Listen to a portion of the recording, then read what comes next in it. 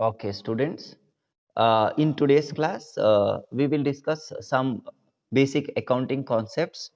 Those are goods, drawings, stock, debtors, and creditors. So we will start from goods. Okay. Students already know about goods. Okay. Goods ಅಂದ್ರೆ ನಿಮಗೆ ಗೊತ್ತಿದೆ. So goods refers to the products in which a trader deals. For example, for a stationery merchant, stationery articles like books, pens, pencils, ink, paper, etc. are his goods. So ಇಲ್ಲಿ goods ಅಂತ ಹೇಳಿದ್ರೆ nothing but a products in which a trader deals.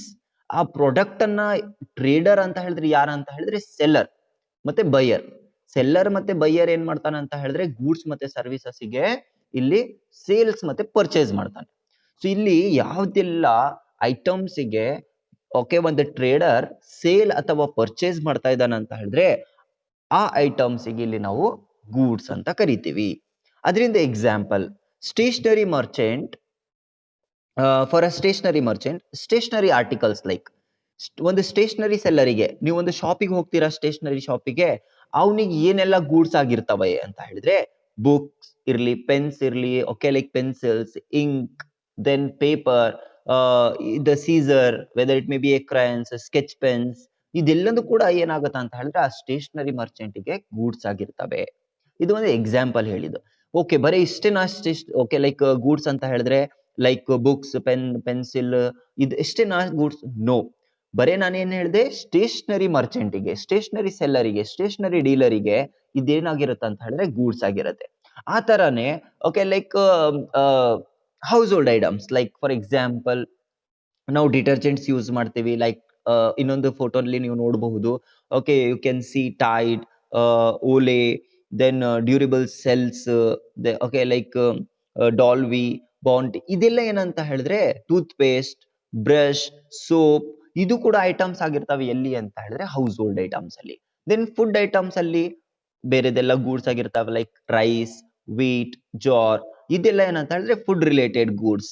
So like electronic goods ಅಂತ ಹೇಳಿದ್ರೆ TV, washing machine, refrigerator, mobile phone, ಇದೆಲ್ಲ ಏನಂತ ಹೇಳಿದ್ರೆ electronic goods. So students, you should know the meaning of goods. Here goods refers to the products in which a trader deals ಅಂತ ಹೇಳಿದ್ರೆ, trader ಅಂತ ಹೇಳಿದ್ರೆ seller or buyer. ಅವ್ನು trade ಮಾಡ್ತಾನೆ, selling and buying. ಅವ್ನು ಟ್ರೇಡರ್ ಸೇಲ್ ಮತ್ತೆ by ಮಾಡ್ಬೇಕಂತ ಹೇಳಿದ್ರೆ ಒಂದು ಪ್ರಾಡಕ್ಟ್ ಇರಬೇಕು. ಆ ಪ್ರಾಡಕ್ಟ್ಸ್ ಗೆ ನಾವಿಲ್ಲಿ ಗೂಡ್ಸ್ ಅಂತ ಕರಿತೀವಿ. ಸೊ ಇದನ್ನ ನಿಮಗೆ ನಾನು end of the class question ಕೇಳ್ತೇನೆ, ಸರಿಯಾಗಿ ಅರ್ಥ ಮಾಡ್ಕೊಂಡಿರ್ಬೇಕು. ಗೂಡ್ಸ್ ಅಂದ್ರೆ ಏನು, ಎಕ್ಸಾಂಪಲ್ ಆಫ್ ಗೂಡ್ಸ್ ನಾವು ಓಕೆ ಲೈಕ್ ಸ್ಟೇಷನರಿ ಮರ್ಚೆಂಟ್ ಬಿಡು, ನಾರ್ಮಲ್ ಎಕ್ಸಾಂಪಲ್ ಗೂಡ್ಸ್ ಅಂತ ಹೇಳಿದ್ರೆ ಏನಪ್ಪಾ ಇದು? It may be a refrigerator, it may be a television, it may be a two-wheeler bike, whether it may be a Pulsar bike, whether it may be a okay like Enfield, then whether it may be a detergent, whether it may be a soap, whether it may be a toothpaste, whether it may be a brush, whether it may be a shell, whether it may be a refrigerator, whether it may be a okay washing machine, whether it may be a mobile phone, whether it may be a memory card, whether it may be a SIM card, water bottle, tiffin box, cement. Okay, so ಎಲ್ಲದು ಕೂಡ ಏನಾಗುತ್ತೆ ಅಂತ ಹೇಳಿದ್ರೆ ಇದು goods ಅಂತ ಕರಿತೀವಿ. We are using to trade the product is called as goods here. Okay, so ನಿಮಗೆ ಅರ್ಥ ಆಗಿರ್ಬೋದು ಇವಾಗ ಗೂಡ್ಸ್ ಅಂತ ಹೇಳಿದ್ರೆ ಏನಂತ. We will move on the next term, that is drawings. Drawing refers to cash, goods or other assets withdrawn, that is taken away by the owner from business for personal use. So students, ನಿಮಗೆ drawings ಅಂತ ಹೇಳಿದ್ರೆ ಒಂದು ತಲೆಗೆ ಏನ್ ಬರುತ್ತೆ ಅಂತ ಹೇಳಿದ್ರೆ painting, sketching ಅಂತ ತಿಳ್ಕೊಳ್ತೀರಾ ನೀವು ಡ್ರಾಯಿಂಗ್ಸ್ ಅಂದ್ರೆ, ಹೌದಲ್ಲ? ಸೊ ಇಲ್ಲಿ ಡ್ರಾಯಿಂಗ್ಸ್ ಅಕೌಂಟಿಂಗ್ ಟರ್ಮ್ ಅಲ್ಲಿ ಬೇರೆದಾಗಿರುತ್ತೆ. So drawing is separate in accounting. Okay, accounting words, accounting ಅಲ್ಲಿ ಡ್ರಾಯಿಂಗ್ ಬೇರೆದ್ ಮೀನಿಂಗ್ ಇದೆ.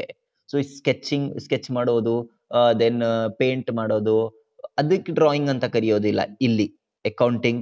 ಓಕೆ ಲೈಕ್ ಅಕೌಂಟಿಂಗ್ ಕಾನ್ಸೆಪ್ಟ್ ಅಲ್ಲಿ ಡ್ರಾಯಿಂಗ್ ಅಂತ ಹೇಳಿದ್ರೆ drawing refers to cash, goods or other assets withdrawn by the owner from business for personal use. ಒಂದು example ಕೊಡ್ತಾನೆ ನಿಮಗೆ. First ಒಂದು ಎಕ್ಸಾಂಪಲ್ ಕೊಡ್ತೀನಿ so that you can understand it in detail. ನಂದು ಒಂದು ಬಿಸ್ನೆಸ್ ಇದೆ ಅಂತ ತಿಳ್ಕೊಳ್ಳಿ. Okay, for example I will take a student only. ನಿಮ್ಮಲ್ಲಿ ಒಂದು ಸ್ಟೂಡೆಂಟ್ ಒಂದು ಸುಹಾಸ್ ಅಂತ ಇದ್ದಾನಪ್ಪ. ಆ ಸುಹಾಸ್ ಏನ್ ಮಾಡ್ತಾನೆ ಅಂತ ಹೇಳಿದ್ರೆ ಒಂದು ಬಿಸ್ನೆಸ್ ಅನ್ನ ಸ್ಟಾರ್ಟ್ ಮಾಡಿದ್ದಾನೆ. ಒಂದು ದೊಡ್ಡ ಬಿಸ್ನೆಸ್, ಜಾಸ್ತಿ ಇನ್ಕಮ್ ಆಗ್ತಿದೆ, ಫುಲ್ ಪ್ರಾಫಿಟ್ ಮಾಡ್ತಾ ಇದ್ದಾನೆ ಬಿಸ್ನೆಸ್ ಅಲ್ಲಿ. ಓಕೆ, ಆ ಬಿಸ್ನೆಸ್ ಅಲ್ಲಿ ಅವನು ಏನ್ ಮಾಡ್ಬೇಕಂತ ಹೇಳಿದ್ರೆ ದುಡ್ಡನ್ನ ವಿತ್ಡ್ರಾ ಮಾಡ್ಕೊಳ್ತಾನೆ. ಫಾರ್ ಎಕ್ಸಾಂಪಲ್ ಕ್ಯಾಪಿಟಲ್ ಅವನು ಬಂಡವಾಳ ಹಾಕಿದ್ದಾನೆ, ಕಂಪನಿ ಚೆನ್ನಾಗಿ ನಡೀತಾ ಇದೆ, ಈಗ ಪ್ರಾಫಿಟ್ ಕೂಡ ಜಾಸ್ತಿ ಸಿಗ್ತಿದೆ. For example textile industry open ಮಾಡಿದಾನೆ ಅಂತ ತಿಳ್ಕೊಳ್ಳಿ, ಅಲ್ಲಿ ಒಂದು ಬಟ್ಟೆ ತಯಾರಿಸ್ತಾನೆ.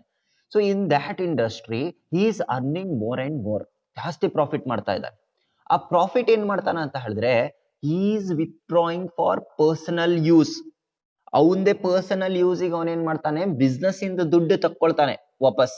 ಫಾರ್ ಎಕ್ಸಾಂಪಲ್ ಒಂದು 10 ಲಕ್ಷ ಬಿಸ್ನೆಸ್ ಇಂದ ಅಮೌಂಟ್ ಇದೆ ಅಂತ ತಿಳ್ಕೊಳ್ಳಿ. ಆ ಪ್ರಾಫಿಟ್ ಇರ್ಲಿ, ಬೇರೆಯವರಿಂದ ಬಂದಿರೋದು ಇರ್ಲಿ, ಏನಾದ್ರೂ ಇರ್ಲಿ, whether it may be income or profit, whatever it might be, ಆ ಬಿಸ್ನೆಸ್ ಅಲ್ಲಿ ಒಂದು 10 ಲಕ್ಷ ಇದೆ ಒಂದು ಸುಹಾಸಿಂದ.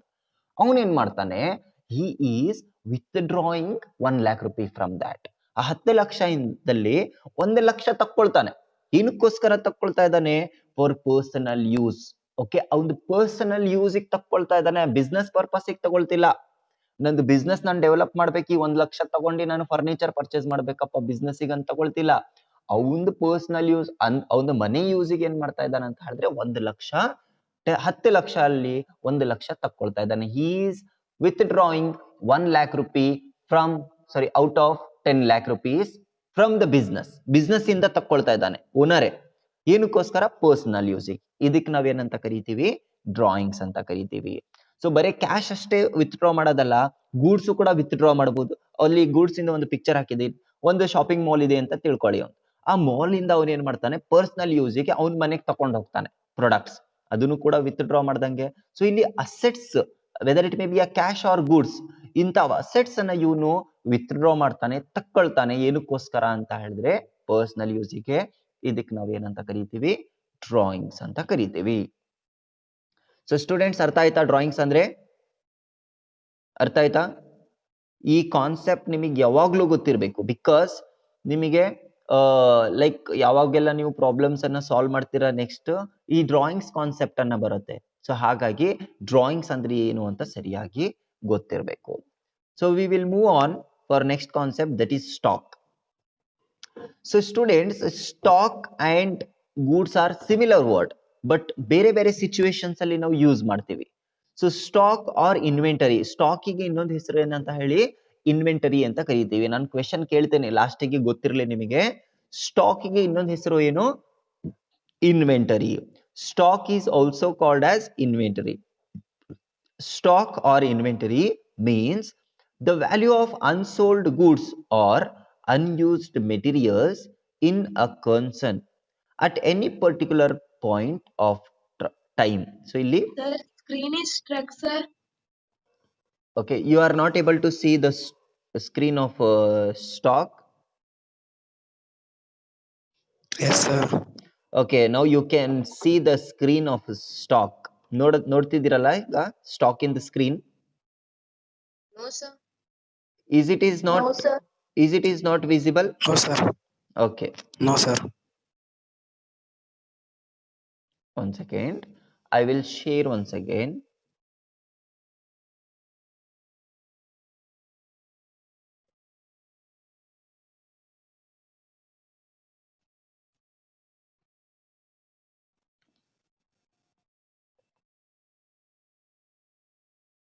Okay. Can you see the screen now? Yes, sir. Okay, fine. Yes, sir. Okay, fine. Thank you. ಈ ತರ ನಿಮಗೆ ಏನಾದರೂ ಟೆಕ್ನಿಕಲ್ ಇಶ್ಯೂಸ್ ಆದ್ರೆ you just inform me in between. Okay, fine students. Now here stock means inventory. Stock is also called as inventory. So ನಿಮಗೆ ಇದು ಗೊತ್ತಿರಲಿ. The value of unsold goods or unsold materials in a concern at any particular point of time. So ಇಲ್ಲಿ word ಇದೆಯಲ್ಲ ಇದು, this is what we called a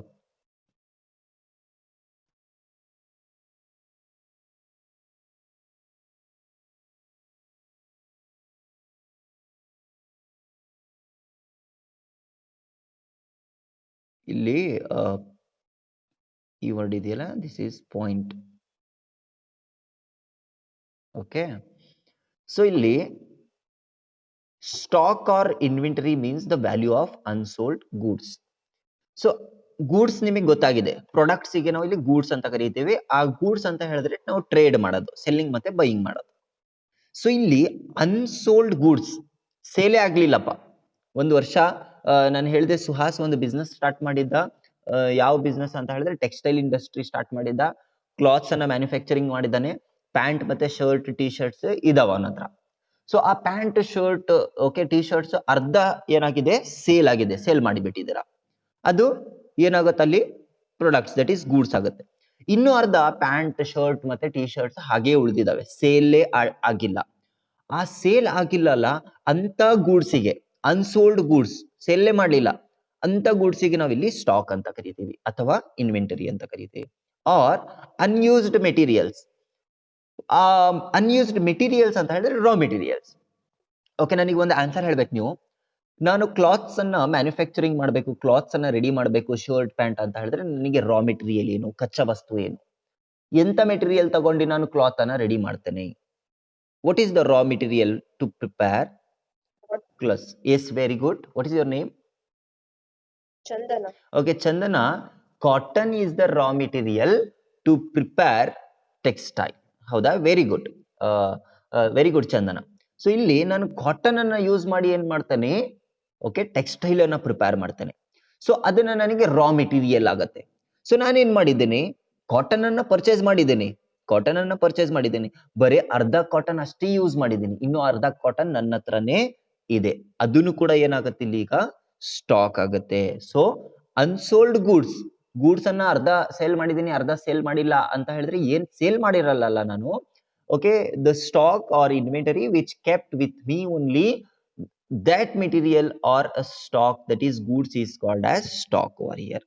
ಅರ್ಥ ಆಯ್ತಾ students? Okay, next the value of stock at the end of the year is called closing stock, and the value of stock in the beginning of the year is called opening stock.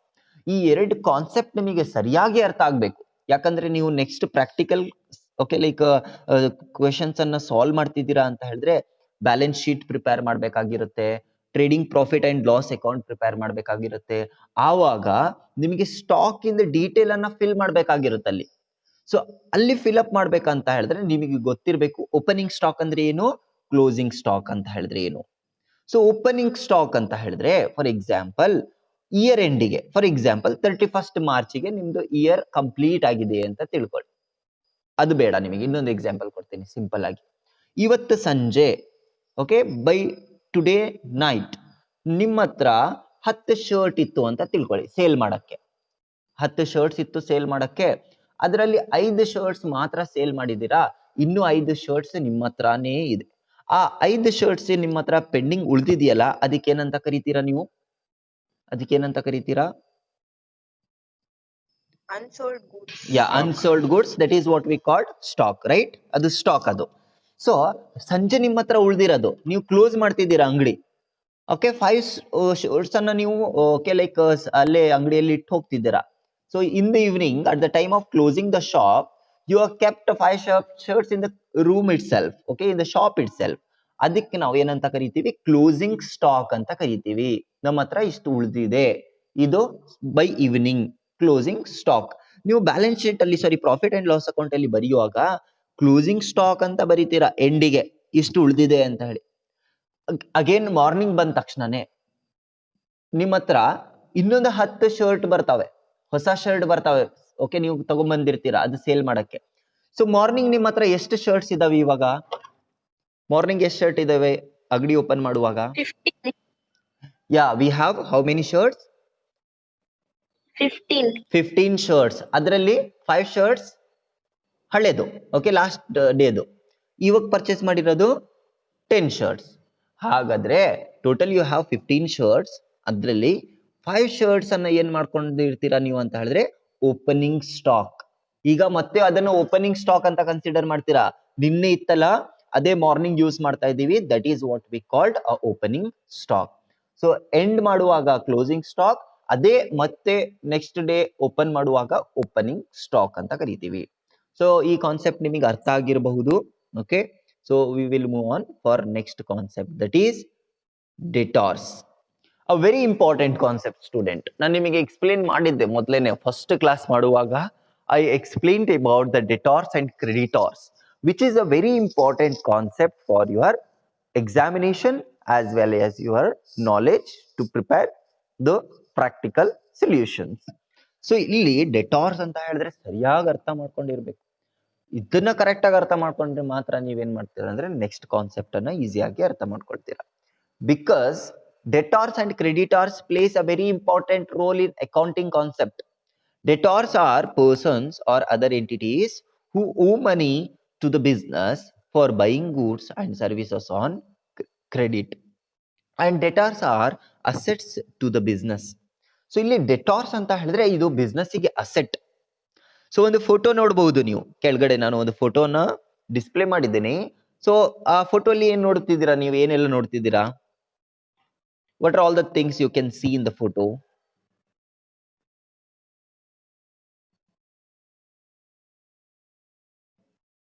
You have to answer me.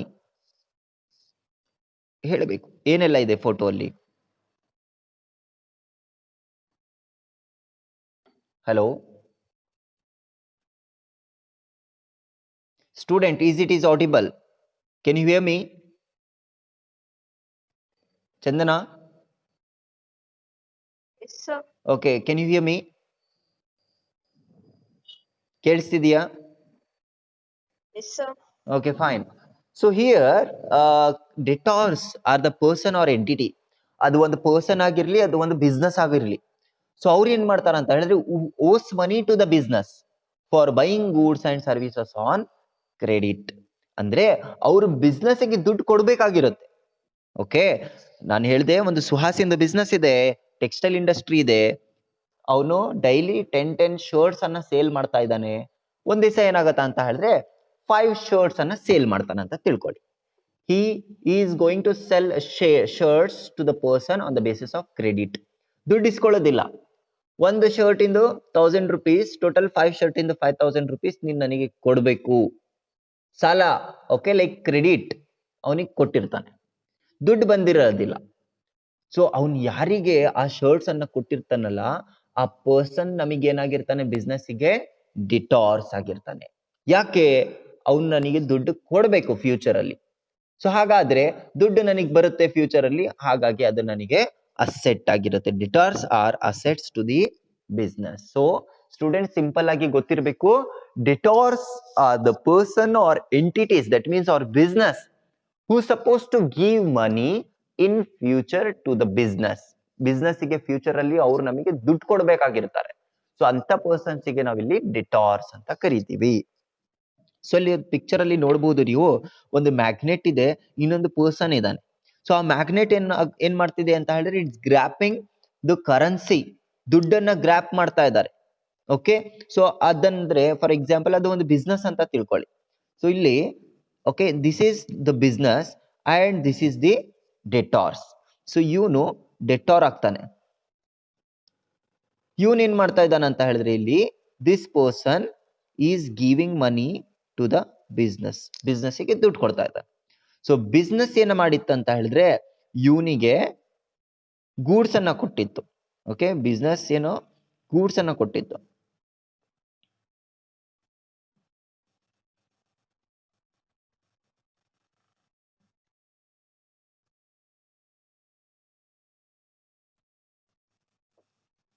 So students, ಇಲ್ಲಿ business, ಇದು business ಅಂತ ಹೇಳಿದ್ರೆ ಈ business ಈ ಪರ್ಸನಿಗೆ goods ಅನ್ನ sale ಮಾಡಿದೆ ಅಂತ ತಿಳ್ಕೊಳ್ಳಿ. ಗೂಡ್ಸ್ ಅನ್ನ ಸೇಲ್ ಮಾಡಾಗಿದೆ. ಅದರಲ್ಲೂ ಹೇಗೆ ಅಂತ ಹೇಳಿದ್ರೆ on the basis of credit. ಇವನ್ ಕೇಳಿದಾನೆ ಆಫ್ಟರ್ 1 month. ಓಕೆ, 1 month ಬಿಟ್ಟು ನಾನು ದುಡ್ಡು ಕೊಡ್ತೀನಿ ಅಂತ ಹೇಳಿದಾನೆ. ಸೊ ಬಿಸ್ನೆಸ್ಸಿಗೆ ದುಡ್ಡು ಬರಬೇಕು. ಯಾರ ಕಡೆಯಿಂದ?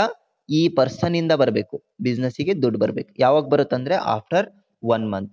ಸೊ ಈ ಬಿಸ್ನೆಸ್ಸಿಗೆ ಈ ಪರ್ಸನ್ ಯಾರಾಗಿರ್ತಾನೆ ಅಂತ ಹೇಳಿದ್ರೆ ಡೆಟಾರ್ ಆಗಿರ್ತಾನೆ. ಇದಿಷ್ಟು ನಿಮಗೆ ಗೊತ್ತಿರಬೇಕು. Debtor, a person who is supposed to give money to the business is called as debtors. Okay, so ನಿಮಗೆ ಅರ್ಥ ಆಗಿರಬಹುದು ಇವಾಗ. Now we will move on for the next concept, that is creditors. So students ಅದೇ ಉಲ್ಟಾ. Okay, ಡೆಟಾರ್ಸ್ ಅಂದ್ರೆ ಹೇಳಿದ್ರೆ ಅವನು ಬಿಸ್ನೆಸ್ಸಿಗೆ ದುಡ್ಡು ಕೊಡಬೇಕು. ಕ್ರೆಡಿಟಾರ್ಸ್ ಅಂತ ಹೇಳಿದ್ರೆ ಬಿಸ್ನೆಸ್ ಆ ಪರ್ಸನಿಗೆ ದುಡ್ಡು ಕೊಡಬೇಕು. Creditors are the persons R other entities to whom the business owes money for providing the goods or services on creditors. And creditors are liabilities to the business. ಇಲ್ಲಿ ಲಯಬಿಲಿಟೀಸ್ ಅಂತ ಹೇಳಿದ್ರೆ ಜವಾಬ್ದಾರಿ, ಲಯಬಿಲಿಟೀಸ್ ಅಂತ ಹೇಳಿದ್ರೆ ರೆಸ್ಪಾನ್ಸಿಬಿಲಿಟೀಸ್, ಜವಾಬ್ದಾರಿ. So ಇವ್ರು ಏನ್ ಮಾಡ್ಬೇಕು, ಬಿಸ್ನೆಸ್ ಬೇರೆಯವರಿಗೆ ಕೊಡಬೇಕು. ಫಾರ್ ಎಕ್ಸಾಂಪಲ್, ಸೊ ಇಲ್ಲಿ ಕ್ರೆಡಿಟಾರ್ ಅಂತ ಹೇಳಿ ಒಂದು ಪರ್ಸನ್ ಇದ್ದಾನೆ, ಡಿಟಾರ್ಸ್ ಅಂತ ಹೇಳಿ ಒಂದು ಪರ್ಸನ್ ಇದ್ದಾನೆ. Okay, he is a creditor, now he is a business. ಈಗ ಉಲ್ಟಾ ಇವನ್ ಏನ್ ಮಾಡಿದ್ದಾನೆ, ಬಿಸ್ನೆಸ್ ಇವನು ಪರ್ಚೇಸ್ ಮಾಡಿದ್ದಾನೆ. ಓಕೆ, ಕ್ರೆಡಿಟಾರ್ಸ್ ಅಂತ ಏನು, ಗೂಡ್ಸ್ ಅಂದ್ರೆ ರಾ ಮೆಟೀರಿಯಲ್ಸ್ ಪರ್ಚೇಸ್. ಸೊ ಸುಹಾಸಿಂದ ಒಂದು ಬಿಸ್ನೆಸ್ ಟೆಕ್ಸ್ಟೈಲ್ ಇಂದ ಇದೆ ಅಂದ್ರೆ ಅವನಿಗೆ ರಾ ಮೆಟೀರಿಯಲ್ ಏನ್ ಬೇಕು, ಕಾಟನ್ ಬೇಕು. ಸೊ ಇವನ್ ಕಡೆಯಿಂದ ಕಾಟನ್ ಪರ್ಚೇಸ್ ಮಾಡಿದ್ದಾನೆ. ಸೊ ಗೂಡ್ಸ್ ಅಂದ್ರೆ ಕಾಟನ್ ಇವನು ಪರ್ಚೇಸ್ ಮಾಡಿದ್ದಾನೆ. ಬಿಸ್ನೆಸ್, ಇದು ಬಿಸ್ನೆಸ್ ಅನ್ನ ಪರ್ಚೇಸ್ ಮಾಡಿದ್ದಾನೆ. ಸೊ ಪರ್ಚೇಸ್ ಮಾಡಾದ್ಮೇಲೆ ಕ್ರೆಡಿಟ್ ಅಂದ್ರೆ ಸಾಲ, ನೆಕ್ಸ್ಟ್ 1 ಮಂತ್ ಆರ್ 2 ಮಂತ್ಸ್ ಆದ್ಮೇಲೆ ಇವನು ರಿಟರ್ನ್ ಕೊಡ್ಲೇಬೇಕು. ಸೊ ಇಲ್ಲಿ ನೋಡಿ ಬಿಸ್ನೆಸ್ ಏನಾಗ್ತಿದೆ ಅಂತ ಹೇಳಿದ್ರೆ ಬಿಸ್ನೆಸ್ ಕ್ರೆಡಿಟಾರಿಗೆ ದುಡ್ಡನ್ನ ರಿಟರ್ನ್ ಮಾಡ್ತಾ ಇದ್ದಾನೆ. ಸೊ ಇವನ್ ಏನಾಗ್ತಾನೆ ನಮಗೆ ಇವಾಗ ಇಲ್ಲಿ ಕ್ರೆಡಿಟಾರ್ ಆಗ್ತಾನೆ. So creditors are the persons R other entities to whom the business owes money for providing the goods or services. So opposite idu. So to whom business supposed to give money, that person or entity is called as a creditors here. So students, ಇವಾಗ ನಿಮಗೆ ಈ concept ಅರ್ಥ ಆಗಿರಬಹುದು. So ಇಲ್ಲಿ ನಾನು ಏನೆಲ್ಲ ನಿಮಗೆ explain ಮಾಡಿದ್ದೀನಿ ಅಂದ್ರೆ, ಐ ಹ್ಯಾವ್ ಎಕ್ಸ್ಪ್ಲೇನ್ಡ್ ಅಬೌಟ್